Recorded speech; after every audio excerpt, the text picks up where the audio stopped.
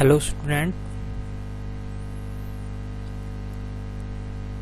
आज हम करने जा रहे हैं चैप्टर सेकंड का पार्ट सेकंड। लास्ट पार्ट में हमने इसके 5 प्रिंसिपल्स किए थे हेनरी फ्योल के। टोटल उसके 14 प्रिंसिपल थे, जिसमें से 5 हमने कर लिए। जो नेक्स्ट 9 प्रिंसिपल है वो आज की क्लास में हम डिस्कस करेंगे। हमारा सारा डिस्कशन है वो केस स्टडी बेस रहेगा। हम कोशिश करेंगे ज़्यादा से ज़्यादा कीवर्ड हमारे को मिले। तो 6 नंबर पे जो प्रिंसिपल आ रहा है उसकी हम बात करते हैं, subordination of individual interest to general interest. Subordination of individual interest to general interest, ये इसका हमने बनाया था SRC श्री राम कॉलेज। तो वहाँ से आया है पॉइंट। SRC 6, 7, 8 हमारे प्रिंसिपल थे। अब देखिए जनरली क्या होता है, 2 तरह के इंटरेस्ट होते हैं, एक इंडिविजुअल इंटरेस्ट होते हैं, एक हमारी जनरल इंटरेस्ट होते हैं। जनरल हमारी ऑर्गेनाइजेशन से रिलेटेड होते हैं। अब कई बार क्या होता है, देखो हर कोई एम्प्लॉय ऑर्गेनाइजेशन में वर्क करता है, उसके अपने अलग इंटरेस्ट होते हैं, अपने ऑर्गेनाइजेशन के अलग इंटरेस्ट होते हैं। अगर इन दोनों का डायरेक्शन सेम है, अगर दोनों का डायरेक्शन सेम है, जो ये चाहता है वो ही हमारा ऑर्गेनाइजेशन चाहता है, तो नो प्रॉब्लम, कोई दिक्कत नहीं है वहां पे। तो वहां पे कोई प्रॉब्लम नहीं होगी। बट ये होता नहीं है मोस्टली। कई बार क्या होता है, इंडिविजुअल कुछ और चाहता है, ऑर्गेनाइजेशन कुछ और चाहता है, मींस इसके डायरेक्शन डिफरेंट है। अगर डिफरेंट डायरेक्शन है तो क्या करेंगे फिर? तो इस टाइम मैनेजमेंट को चाहिए कि दोनों हैं, दोनों जो इंटरेस्ट है उसको क्या किए, रिकंसाइल करें, उसको दोनों को साथ लेके आए, दोनों को रिकंसाइल करें, जिससे हमारा ऑर्गेनाइजेशन का जो गोल है वो अचीव हो जाए। अल्टीमेट हमारा जो टारगेट है वो है ऑर्गेनाइजेशन के इंटरेस्ट को फुलफिल करना। तो उसको समझाएंगे, वो मान जाएंगे, मीन्स उसको रिकंसाइल करेंगे इंडिविजुअल के इंटरेस्ट को विद जनरल इंटरेस्ट के साथ। लेकिन कई बार पोजीशन ऐसी होती है कि हम उसको रिकंसाइल नहीं कर पाते, ऐसा पॉसिबल नहीं होता। तो फिर उस टाइम क्या करेंगे, उस टाइम हमारा ये प्रिंसिपल एप्लीकेबल हो जाएगा। हम उसको क्या करेंगे, इंडिविजुअल जो इंटरेस्ट है उसको क्या कर देंगे, हम मस्ट बी सेक्रीफाई, हम उसको सेक्रीफाइस कर देंगे। किसके लिए? For achieving organisation goal, for achieving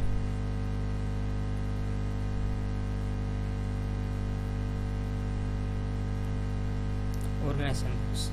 तो इस हिसाब से ये हमारा प्रिंसिपल है। अब इसको हम दोबारा समझते हैं। There are 2 type of interest, individual interest and general interest.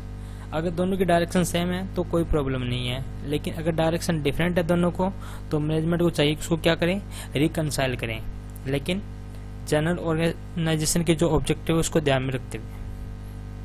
But कई बार ऐसी सिचुएशन नहीं आती, जो डिफरेंस है उसको हम रिकंसाइल नहीं कर पाते हैं, मीन्स पॉसिबल नहीं है। तो फिर उसको क्या करना चाहिए, जो इंडिविजुअल इंटरेस्ट है उसको सेक्रीफाइस कर दिया जाएगा फॉर अचीविंग ऑर्गेनाइजेशन गोल्स। तो ये प्रिंसिपल हमारा ये बोलता है कि सबऑर्डिनेशन ऑफ इंडिविजुअल इंटरेस्ट, तो इंडिविजुअल इंटरेस्ट को हम सबऑर्डिनेट करेंगे, मीन्स उसको सेक्रीफाई करेंगे, वो जनरल इंटरेस्ट के अंडर में ही काम करेंगे सारे। जनरल इंटरेस्ट से ऊपर इंडिविजुअल इंटरेस्ट नहीं हो सकते किसी भी हाल में। नेक्स्ट हमारा प्रिंसिपल है रिम्यूनरेशन ऑफ पर्सन्स। रिम्यूनरेशन में क्या होता है, में तो उसको जो सैलरी वेजेस दी जाती है, जो वेजेस दी जाती है, जो सैलरी दी जाती है पर्सन में, जो वहाँ पे एम्प्लॉय, जो भी एम्प्लॉयज वहाँ पे वर्क करते हैं, उसको जो वेजेस दी जाती है, सैलरी दी जाती है, वो कैसी होनी चाहिए। तो हम कुछ बातें लिख रहे हैं। फेयर होनी चाहिए, एडुकेट होनी चाहिए, मैक्सिमम सर्टिफिकेशन वाली होनी चाहिए, मैक्सिमम सर्टिफिकेशन, और एटलीस्ट रीजनेबल स्टैंडर्ड की होनी चाहिए, एटलीस्ट रीजनेबल स्टैंडर्ड की होनी चाहिए।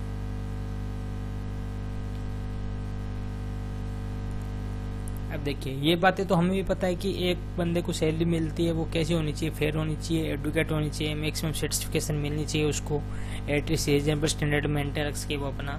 लेकिन इसके अंदर सबसे इम्पोर्टेंट बात है कि ये भी आती है कि सैलरी के जो फैक्टर्स हैं वो हमारे कौन कौन से हैं, वो कैसे हैं।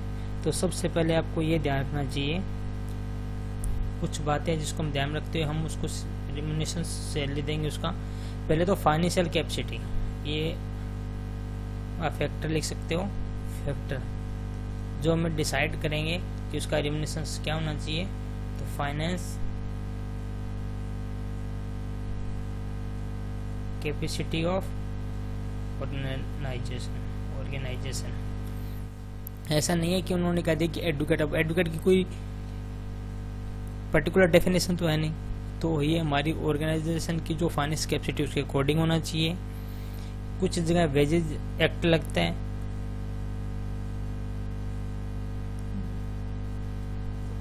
उसके अकॉर्डिंग होने चाहिए। और सबसे इम्पोर्टेंट बात, जो हमारे कंपटीटर हैं वो क्या वेजेस दे रहे हैं उसी को ध्यान रखते हुए हमारी वेजेस एम्प्लॉय को जानी चाहिए। क्योंकि अगर हम उससे कंपटीटर से कम अगर सैलरी या वेजेस दे रहे हैं अपने एम्प्लॉय को, तो वो एम्प्लॉय आपके पास टिकेगा नहीं, वो दूसरे ऑर्गेनाइजेशन को ज्वाइन कर लेगा। इसलिए आपको ये भी देखना चाहिए कि वेजेस या सैलरी पेड बाय कंपटीटर, आपके जो कंपटीटर्स हैं वो क्या सैलरी दे रहे हैं, किस हिसाब से सैलरी दे रहे हैं, तो उसके आपको ध्यान रखना पड़ेगा। तो इस हिसाब से ये हमारा प्रिंसिपल है। नेक्स्ट हमारा प्रिंसिपल सेंट्रलाइजेशन एंड डिसेंट्रलाइजेशन। दोनों बातों को ध्यान से देखिए। सेंट्रलाइजेशन मीन्स सेंटर, सारा काम सेंट्रल वे में होता है। मीन्स जो अथॉरिटी होती है, सेंट्रल मीन्स होती है जो अथॉरिटी होती है वो किसके पास होती है, टॉप लेवल के पास होती है, मीन्स फ्यू हैंड्स में होती है।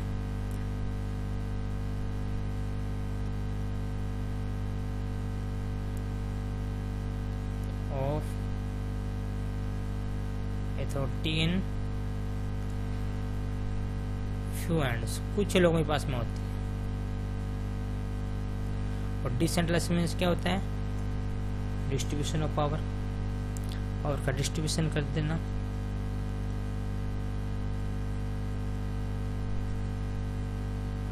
दोनों चीज एक दूसरे से अपोजिट है। सेंट्रलाइजेशन मीन्स होता है जो पावर है वो कुछ लोगों के हाथ में होना, डिसेंट्रलाइजेशन का मतलब होता है जो पावर है उसको डिस्ट्रीब्यूट कर देना अलग अलग लेवल में। अब एक ऑर्गेनाइजेशन के लिए कौन सा अच्छा होता है, सेंट्रलाइजेशन होता है या डिसेंट्रलाइजेशन होता है, हम कुछ नहीं कह सकते हैं। जनरली जो हमारे छोटी ऑर्गेनाइजेशन होते हैं जो स्मॉल लेवल पे वर्क करते हैं उसके लिए सेंट्रलाइजेशन बेस्ट रहता है, क्योंकि वहाँ पे कम लोग काम करने वाले होते हैं और जनरली जो पावर होती है वो फ्यू हैंड्स में रहती है। बट प्रॉब्लम तब आती है जब हमारा ऑर्गेनाइजेशन थोड़ा बड़ा लेवल का हो। तो अब वहाँ पे कैसे करेंगे, डिसेंट्रलाइजेशन कर दें या सेंट्रलाइजेशन कर दें, तो इसके लिए आपको देखना पड़ेगा। अब देखिए सेंट्रलाइजेशन कर देंगे पूरी तो क्या प्रॉब्लम होगी, सेंट्रलाइजेशन पूरी होगी तो कुछ बंदे क्या करेंगे, उसका मिसयूज करेंगे। और कंप्लीट सेंट्रलाइजेशन होगी तो क्या होगा, उसका मिसयूज होगा। और डिसेंट्रलाइजेशन होगी तो वो क्या होगा, अगर वहाँ पे जो जिसको हमने डिस्ट्रीब्यूट किया है अगर उसको सही से हैंडल नहीं कर पाए तो हमारा सारा जो आउटकम आना था वो नहीं आ पाएगा। तो इसलिए ये प्रिंसिपल बोलता है कि दोनों में बैलेंस होना चाहिए, में सेंट्रलाइजेशन भी होना चाहिए प्लस में डिसेंट्रलाइजेशन भी होना चाहिए। हम एक एग्जांपल देते हैं, जैसे फॉर एग्जांपल एक प्रोडक्शन मैनेजर है,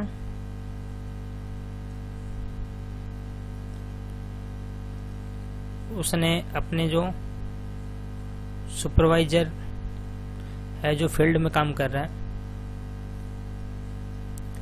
उसको ये पावर दे रखी है कि आप 20,000 तक कोई भी परचेजिंग है वो आप कर सकते हो, परचेज आप कर सकते हो 20,000 तक। अगर आपको कोई ऐसी परचेज करनी है जो मोर देन 20,000 है तो आपको फिर मेरे से परमिशन लेनी पड़ेगी। If any purchase more than 20,000 then permission from production manager. तो इसमें देखो दोनों बात होगी। अब उसने उसको ये दे दिया, उसको अलाउ कर दिया, ये परमिशन दे रखी है यहाँ पे, तो ये क्या हो गया, डिसेंट्रलाइजेशन हो गया। और अगर वो 20,000 से ज्यादा परचेज करेगा तो फिर उसको यहाँ से परमिशन लेनी पड़ेगी, तो ये क्या हो गया, सेंट्रलाइजेशन हो गया। तो ये दोनों चीज होगी। तो इस हिसाब से एक ऑर्गेनाइजेशन के अंदर इन दोनों का बैलेंस होना चाहिए। Scalar chain. अब स्केलर चेन होता क्या, आप स्केलर चेन का नाम लिखिए पहले। तो स्केलर चेन मीन्स होता है line of authority.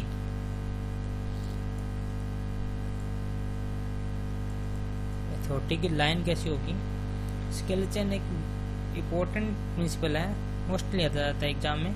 Scalar chain ये कहता है कि आप कोई भी काम करो, जैसे ए है, बी, सी, डी, ई, इस तरह से मान लो ये अथॉरिटी की लाइन है, सुपीरियर से लोग हैं, उनकी एक चेन है हाईएस्ट टू लोअर रैंक की। तो इसमें क्या कहते हैं, उसको फॉलो करना पड़ेगा। ये कहता है इसको स्ट्रिक्टली फॉलो करना चाहिए, स्ट्रिक्टली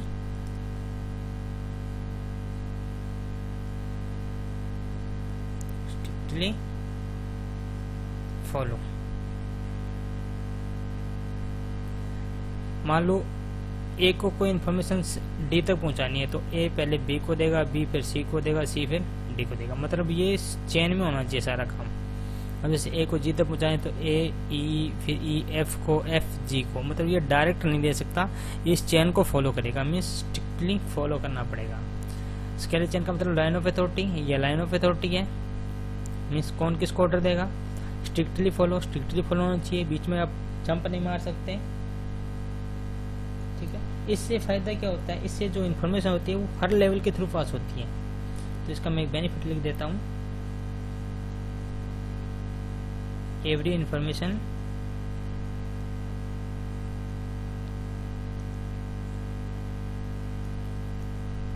मस्ट पास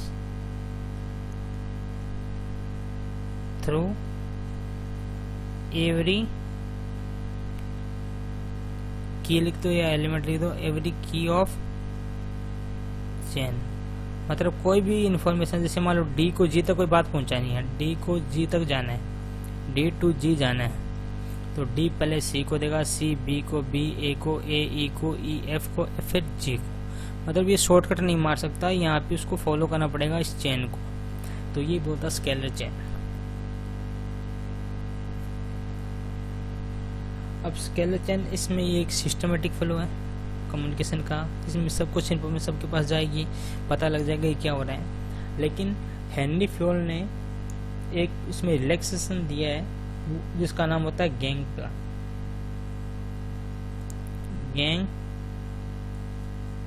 प्लांक। ये भी एक इम्पोर्टेंट कंसेप्ट है, कई बार एग्जाम में पूछ लेते हैं कि क्या होता है ये होता है, इसको आप ये लिख लो, shortcut in chain, simple form में लिख लो, शॉर्टकट इन, जो हमारी ये जो चेन है अथॉरिटी की, उसमें शॉर्टकट है, ये शॉर्टकट इन चेन। अब शॉर्टकट कब अलाउ करेगा, शॉर्टकट अलाउ होगा किसी इमरजेंसी या किसी ऐसी अर्जेंट इंफॉर्मेशन है जो पास करनी है, तो आप इसका लिख सकते हो इन केस ऑफ इमरजेंसी। तो अब हमारा ये कैसा बन गया, जैसे पहले डी से ई पर गया, सी पर गया, सी से बी पर गया, बी से ए पर आया, ए से ई एफ जी, ऐसे था पहले स्केलर चेन में। लेकिन अब आप क्या कर सकते हो, अब इसको डायरेक्टली आप इंफॉर्मेशन पास कर सकते हो, उसको बोलते हैं गैंग प्लांक। तो इस हिसाब से ये हमारा प्रिंसिपल कंप्लीट हुआ। स्केलेटन एक वेरी वेरी इंपॉर्टेंट प्रिंसिपल है, मोस्टली डायरेक्ट क्वेश्चन भी आ जाता है, केस स्टडी भी आ जाती है, तो आप इसको अच्छे से कर लीजिए। डायग्राम के साथ में आप उसको पूरा दिखाइए कि if D pass information to G then D to C, C to B, B to A to E, E to F and F to G, but in the case of emergency we use shortcut that is called canker. तो इस हिसाब से ये हमारा principle number 9 complete. अब आ गया हमारा principle of order. अब प्रिंसिपल ऑफ ऑर्डर में जनरली स्टूडेंट्स इस तरह की गलती करते हैं, वो ऑर्डर को ऑर्डर मान लेता है, जो हम पढ़ के आए थे यूनिटी ऑफ कमांड। तो सबसे पहले तो एक चीज मैं आपको लिखवा रहा हूँ, आप लिखिए और क्रॉस मारिए कि ये कमांड नहीं है, ये कमांड नहीं है, इसका मतलब कभी कमांड नहीं होता। आप लिखिए क्रॉस मारिए ताकि आपको याद रह जाए कि कमांड तो नहीं है, नहीं तो कमांड पे आगे आपकी ये कॉन्सेप्ट अटक जाएगा। ऑर्डर मीन्स होता है orderly arrangement, orderly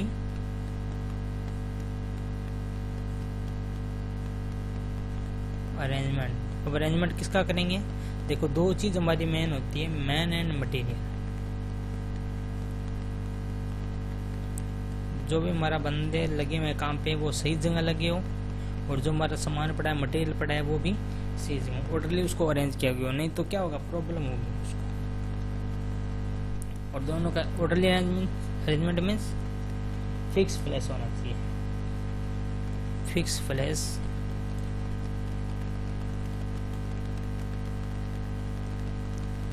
fix place for, यहाँ पे इसके लिए लिखिए एवरीथिंग, और मेंस के लिखेंगे एवरीवन।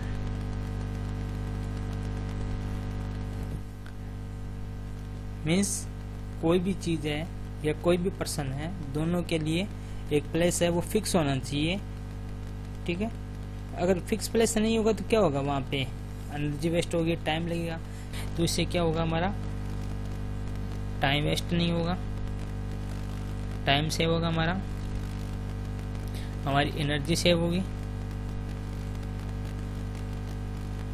क्योंकि हम सीधा वहां पे जाएंगे, सामान उठा लेंगे, मटेरियल उठा लेंगे। लेकिन अगर कोई मटेरियल का फिक्स प्लेस ही नहीं है तो हम क्या करेंगे, पहले उसको ढूंढेंगे, इतने में हमारा कुछ प्रॉब्लम हो जाएगा। तो ये सारी चीजें हैं।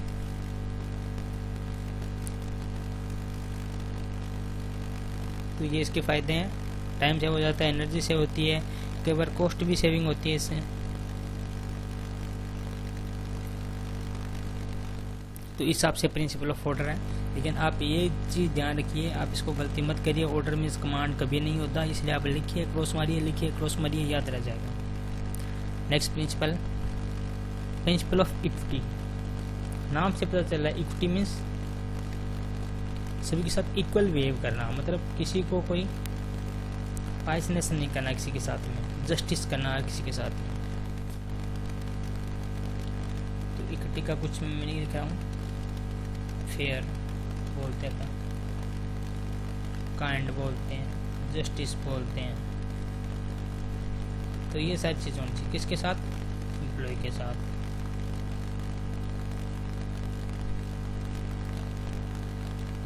अब करेगा कौन, मैनेजमेंट। तो इसमें ये कर रहा है कि मैनेजमेंट को अपने एम्प्लॉय के साथ में फेयर होना चाहिए, काइंडनेस होना चाहिए, जस्टिस रखना चाहिए उसके साथ में, मीन्स बायसनेस नहीं होना चाहिए, बायस नहीं होना चाहिए किसी भी हाल में, ठीक है। लेकिन कई बार इसका क्या होता है, स्टूडेंट इसमें इसको रेट गलत कर लेते हैं। जैसे फॉर एग्जांपल मान लो 2 एम्प्लॉय है, एक को 300 रुपये सैलरी मिल रही है पर डे की, एक को 500 रुपये सैलरी मिल रही है, तो वो कहेंगे प्रिंसिपल इक्विटी को फॉलो नहीं किया जा रहा है। नहीं, प्रिंसिपल इक्विटी का मतलब यह नहीं कि सैलरी इतना, principle equity does not means equal salary. तो आप ये ध्यान रखिए, इक्वल सैलरी इसका मतलब नहीं है, तो मैं ये लिख रहा हूँ does not mean equal salary. तो ये कंफ्यूजिंग पॉइंट है जो स्टूडेंट मोस्टली गलती करता है। तो इसका मतलब इक्वल सैलरी नहीं होता, कोई सैलरी वाला चीज यहाँ पे नहीं है। और तो फिर क्या चीज होता है इक्विटी, तो equity means no discrimination on account of religion, language, caste. Means किसी भी बंदे के साथ में उसके सेक्स का, उसका रिलीजन का, उसका लैंग्वेज का, कास्ट के बेस पे उसमें कोई डिस्क्रिमिनेशन नहीं होना चाहिए उसके साथ में। मीन्स ये नहीं होना चाहिए कि ये मतलब लेडीज है तो हम इसको जॉब पे नहीं रखेंगे, ऐसा नहीं होना चाहिए। ये पर्टिकुलर रिलीजन का इसलिए इसको नहीं रखेंगे, ये पर्टिकुलर लैंग्वेज का है तो नहीं रखेंगे, पर्टिकुलर कास्ट का है तो इसको जॉब पे नहीं रखेंगे। मीन्स हम जो भी करेंगे वो सबके साथ इक्विटी का भी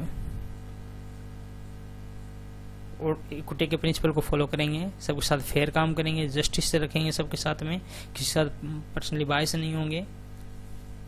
लेकिन ये इसका मतलब ये नहीं कि सभी को इक्वली सैलरी देंगे, सैलरी उसकी जो कैपेसिटी उसके अकॉर्डिंग देंगे। तो ये हमारा प्रिंसिपल ऑफ इक्विटी कंप्लीट हुआ। अब स्टेबिलिटी, स्टेबिलिटी मीन्स क्या होता है? सबसे पहले देखिए टेन्योर, टेन्योर होता है जितने दिन वो काम करता है हमारे ऑर्गेनाइजेशन में, वो स्टेबिलिटी मीन्स फिक्सेस। जो भी वो हमारे वहाँ पे ऑर्गेनाइजेशन में वर्क कर रहा है वो क्या होना चाहिए? फिक्स होना चाहिए। जितना भी वो टेन्योर है वो मोस्टली कोशिश करें कि वो फिक्स हो। मीन्स ये प्रिंसिपल ये कहता है कि हमें अपने एम्प्लॉय को जो वहाँ पे हमारे ऑर्गेनाइजेशन में वर्क कर रहे हैं उसको हम जल्दी जल्दी उसको टर्मिनेट नहीं करना चाहिए, उसको ट्रांसफर नहीं करना चाहिए। अगर हम ऐसे करेंगे तो फिर वो कुछ सीख नहीं पाएगा और हमारी सारी एनर्जी उसको सिखाने में लग जाएगी। ठीक है। और एक चीज और भी है, अगर उसको हम ट्रांसफर कर देंगे, टर्मिनेट कर देंगे तो उसके अंदर जो अनसिक्योर है जॉब के रिगार्डिंग वो ज्यादा हावी हो जाएगा। Means feeling of insecurity for the job. तो इस हिसाब से उसको हमें कोशिश करनी चाहिए कि वो लॉन्ग टर्म तक स्टेबल रहे हमारे ऑर्गेनाइजेशन में, स्टेबल इन ऑर्गेनाइजेशन। कोशिश करें ऐसी। अगर हम इसको स्टेबल नहीं करेंगे तो मान लीजिए क्या प्रॉब्लम हो जाएगी। हम देखो क्या क्या प्रॉब्लम हो जाएगी, हम प्रॉब्लम लिख रहे हैं। प्रॉब्लम्स क्या होगी? एक तो सबसे मेन चीज़ है कि हमारा स्टेटस ही खराब हो जाएगा। हर कोई लोग हमारी जॉब में आएंगे नहीं, वो सोचेंगे कि नहीं वो तो जल्दी जल्दी ट्रांसफर कर रहे हैं, टर्मिनेट करें, कुछ सीखने को नहीं मिल रहा। ठीक है, डिमोटिवेट हो जाएंगे। ये तो थी एम्प्लॉय की साइड की बात। अब हमारे को क्या होगा? हमें उसको ट्रेनिंग देना पड़ेगा।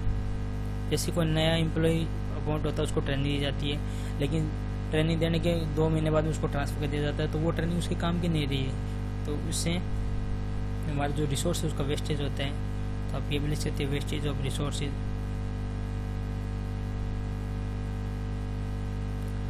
तो ये प्रिंसिपल बस यही बात बोलता है कि हमारे जो भी एम्प्लॉय है उसका जो टेन्योर है वो कोशिश कीजिए स्टेबल रहें, उसमें कोई फ्रिक्वेंटली टर्मिनेट ट्रांसफर नहीं होना चाहिए, नहीं तो ये प्रॉब्लम हो सकती है। तो बस इसके अंदर यही है हमारा स्टेबिलिटी ऑफ टेन्योर का। नेक्स्ट हमारा प्रिंसिपल है इनिशिएटिव। इनिशिएटिव मीन्स क्या होता है? किसी चीज में आप कहते हैं ना इनिशिएट करना किसी चीज को, means taking the first step. किसी भी काम के लिए फर्स्ट स्टेप लेना।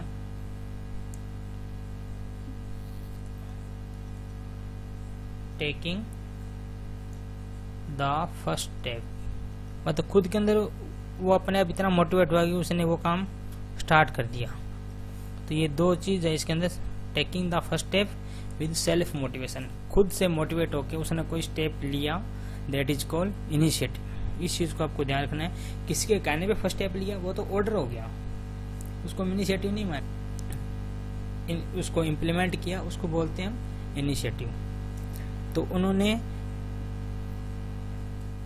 फ्योल ने ये कहा कि हर ऑर्गेनाइजेशन में अपॉर्चुनिटी दी जानी चाहिए एम्प्लॉय को कि वो इनिशिएटिव ले अपना। तो इसने एक बात लिखी कि must be given an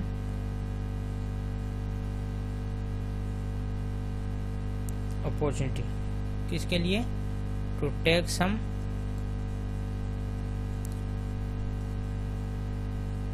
initiative, कि उसको अपॉर्चुनिटी दी जानी चाहिए कि वो कुछ इनिशिएटिव लें। अब इसको अपॉर्चुनिटी देंगे कैसे?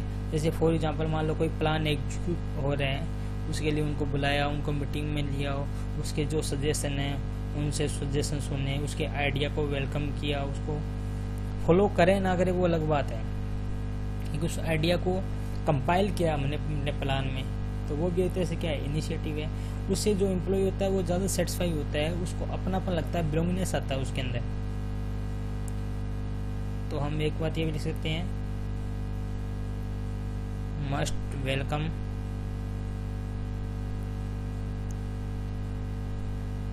सजेशंस,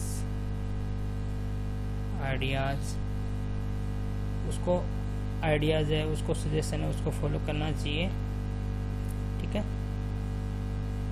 और अपने जो प्लान हम एग्जीक्यूट कर रहे हैं उसमें उसको कंपाइल करना चाहिए, अगर वो हमारे लेवल का है तो। मैक्सिमम पार्टिसिपेशन, ये भी वर्ड आ सकते हैं,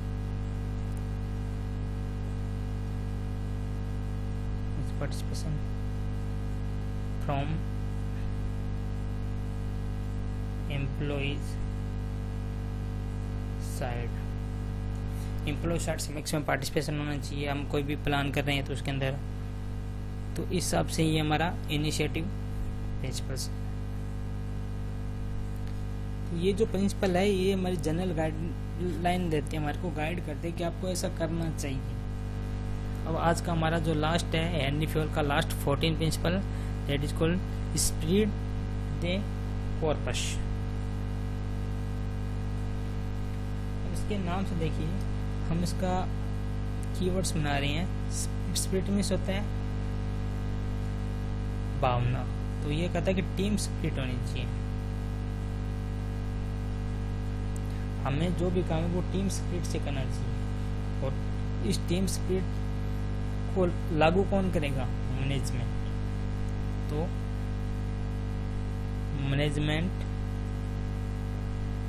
मस्ट प्रमोट टीम स्पिरिट, वो टीम स्पिरिट प्रमोट करेगा, एम्प्लॉय के बीच में हार्मोनी लाएगा, और एक सबसे इम्पोर्टेंट बात, वो आई वर्ड यूज ना करके वी वर्ड को यूज करेगा। ये नहीं कहेगा मैंने किया, वो कहेगा हमने किया। इससे क्या होता है? एक टीम स्पिरिट आती है, जो काम होता है वो सारा टीम के थ्रू होता है, जो क्रेडिट होता है वो टीम को जाता है, तो पूरी टीम खुश होती है। अल्टीमेटली वो जब नेक्स्ट टाइम जब काम करेगी तो पूरी एनर्जी के साथ में काम करेगी।